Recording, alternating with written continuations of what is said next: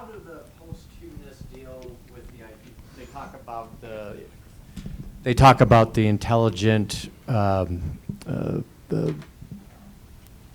coalition of matter, the posthumanists. How do they deal with that intelligence, and where does it come from? Well, they just say it's inherently a part of all matter.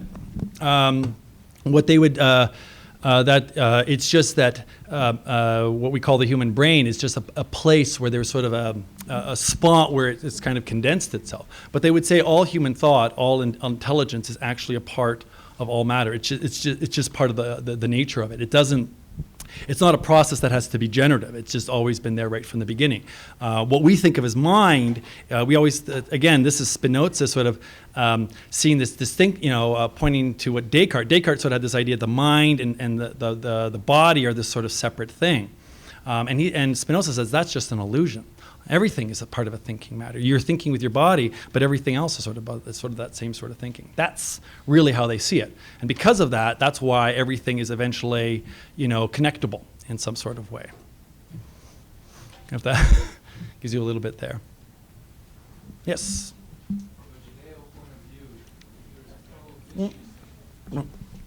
Pass. From a Judeo point of view, there's a prohibition of having anything to do with pigs. Yep. So what I find interesting is that through my studies, there are certainly species that have more in common with the human genome than a pig. So then why is a pig selected? That I don't know. You would have to, it was a big a pig bioblast, but I would not, that's sort of beyond my terrain of expertise. I'm sure the geneticists who are working on that would, and it's certainly something that could be looked into. But at the moment, I would not, why a pig? It's a good question. I think, whether or not it's a pig that particular is a very interesting example that you do raise that. But certainly within the posthumanist notions, it will certainly not be limited to it. Because that's the eventual goal, is that there's the possibility of multiple forms of species that this could happen with. But that's a science question I'm not able to answer. Yeah, sure. Just to follow up, people may find it very interesting. There's a website called liger.com. Liger.com. That's the fusion between a tiger and a lion. And what's also interesting about this is that with respect to the telomeres that control perhaps age, but there are genes that specifically turns off growth factor. So we as humans, we have a gene that regulates our height and our growth. With this particular creature that's created, that's been turned off. So you have giant cats. Yeah, it's not just humans, but all sorts of multiple species. Yes. I was wondering if you could speak more to the interactionism between existential rights and transhumanism, because do you think that those will be able to interact with each other successfully in the future? Because I think about the mouse with the ear with existential rights. I don't think they would make a human grow an ear for another human. Yep. So do you think that they can work together? No, in a lot of ways. In fact, the transhumanists and the posthumanists are often fighting one another. Okay. That's a good, maybe I should have elucidated. They're both, this is one of those things, I'm academic, I'm very fussy about terminology, because there's a lot of posthuman, transhumanism often get blended together, but posthumanism has a very different philosophical agenda from transhumanism. Transhumanism, like I said, it's basically kind of humanism by other means. It's just sort of, it's the idea of the old ideas of progress and, evolution, and we're going to make the next step. It's really all about, we'll exploit whatever to make us humans better and better. Posthumanism rejects that altogether, saying that is a falsity, that's a charade, and we should be trying to get something that is unifying everything together. So, for the posthumanists, they would not be very particularly keen on the idea, again, of animals being exploitable for human organs. But that's definitely a transhumanist. So they're very much two movements that are going in different directions, and like I said, they're often at odds. They often clash with one another. Yeah. Also, I'd say posthumanism, just to give you an idea, you find most posthumanists are within the academy, within universities. Transhumanists like Zoltan Istvan usually have their own private companies or their own private institutions, like the Mormon Transhumanist Association. They're independent, like institutes or that kind of corporations, that kind of thing. Brandon first, and then yeah. Oh. So throughout the 20th century, oftentimes the great dictators of the world of the 20th century focused a lot on eugenics, and that was in their goal to perfect humanity.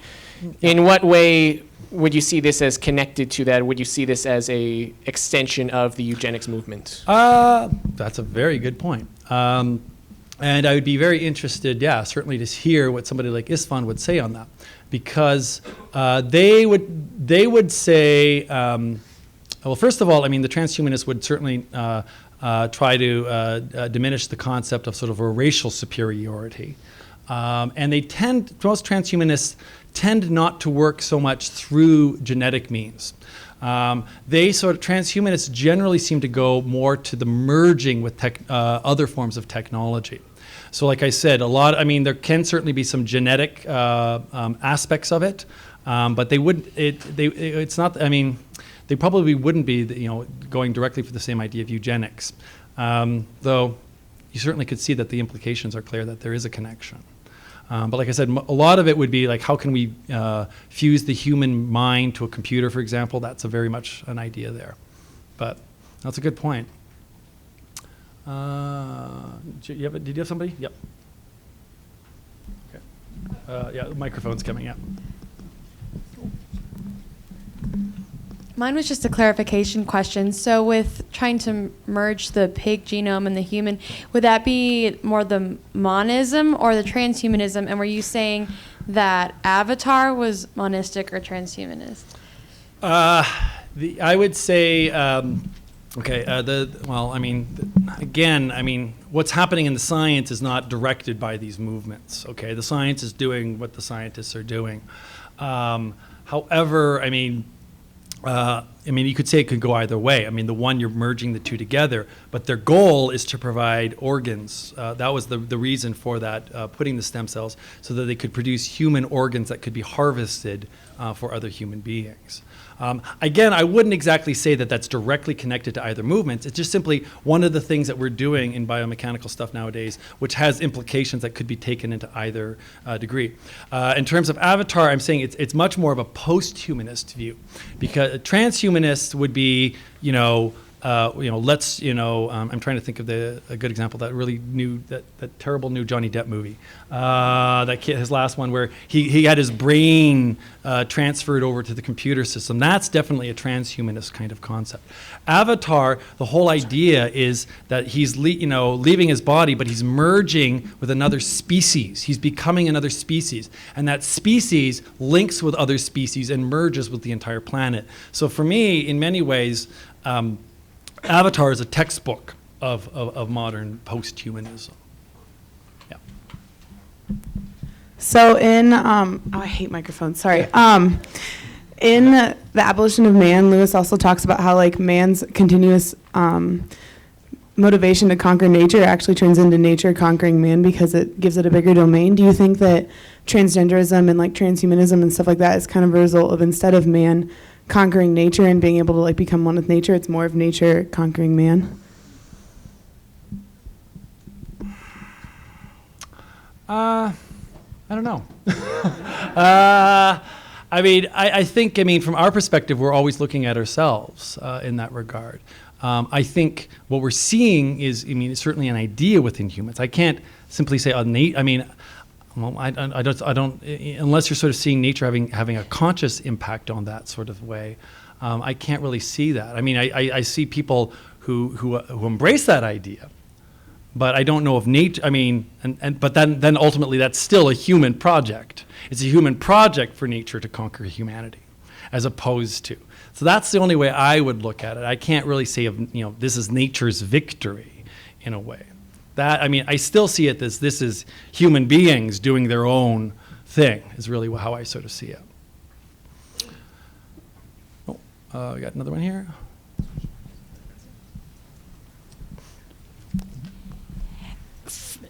After all you have presented to us, obviously all these movements and what is projected, what you have projected for the future, this is anti and God created.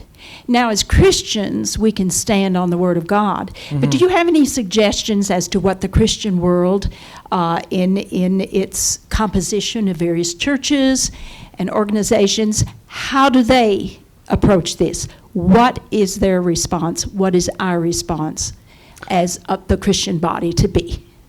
That's what I'm hoping you'll come up with an answer to.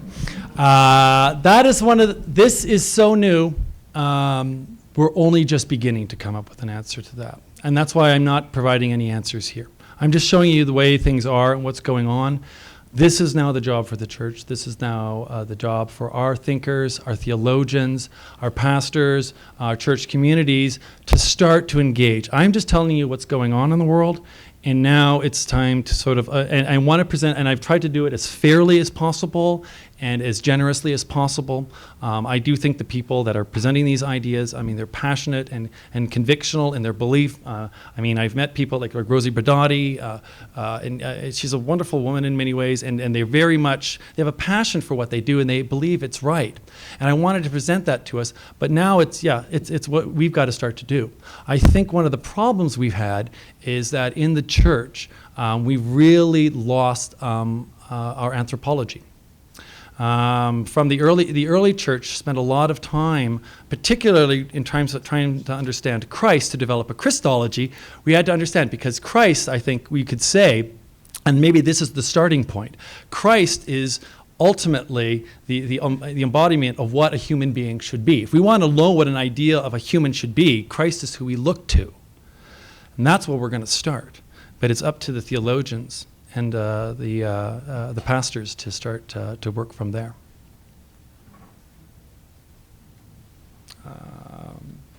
Okay, we'll do the one over here, and then.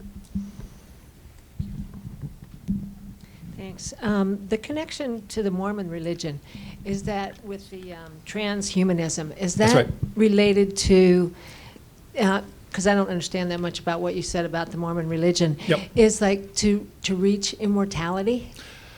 Mormons hold a theological doctrine called theosis. They believe that, and this again is very much a statement by what you see in their documents and in their church elders. They believe that human beings progress from a state of human kind to a divine status. They hold that Jehovah, Yahweh, who they see as an independent figure within the Trinity, was once a human being who became a god, and they became the god of our world.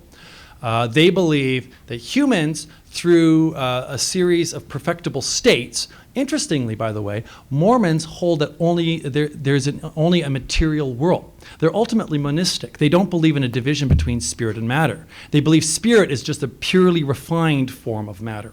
So they are utterly materialistic, and they believe humans can eventually, through this sort of religious process, become especially when they cross over into their next lifetime, become deities or divine immortal beings who will rule their own planet.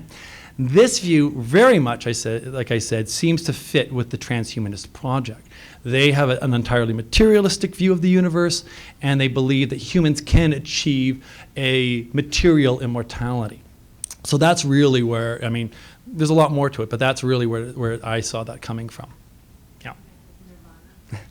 Not nirvana. Well, it's a material nirvana. Nirvana is a state of non-existence in Buddhism. But this is like, no, existing at, this is becoming, we are becoming as gods. Yeah. So when you were explaining, how posthumanism arrived, and it's a rejection of humanism, a rejection of man being above, supreme. Or I guess I'm seeing a conflict in their reasoning, and I wonder how they defend it, because if they're trying to meld man with nature, kind of create this system where everyone's connected, don't they have to modify nature as well, not just man? And doesn't that kind of put them in the position of hypocrisy, where they're also trying to conquer the world to fit some kind of yeah, scheme? that's actually one of the points that is a point that they do wrestle with. Yeah, but that there is a bit of conquest, but they do see the way they sort of see it as is that life is something that isn't just simply something distinct, and that it exists only as it is. It is always changing, and so we're a part of that. So we're emerging with that. So that would be they're not sort of seeing that nature is this other thing that we need to deal with. But it is an interesting point. Like again, Pope Benedict's comment at the beginning that most of these people still have this idea of that they still want to have some kind of pristination of nature, but then meddle where things with humans are concerned. So one nature is fine to meddle with, and the other is not. But yeah, that is there is a bit of a sort of a squirming conscience there. Now they don't see themselves as as brutal as imperialist as the transhumanists, but it is there. Should we do one more question and then yes? Do you want? Last question at the back of the room. Yes, Gail. Thank you so much, Michael. Not so much a question, but maybe you could respond to this. And it's probably because I'm studying in Genesis, but I'm just sort of musing back here if this is the 21st century version of the Tower of Babel. We're building this thing, and I, who knows how the Lord is going to take care of it. And then just the verse in Corinthians that echoes in my mind so much is, you are not your own. You've been bought with a price. So we think we are our own. And anyway, I just really appreciate your presentation. Thank you. Thank you, Gail. Thank you. All right.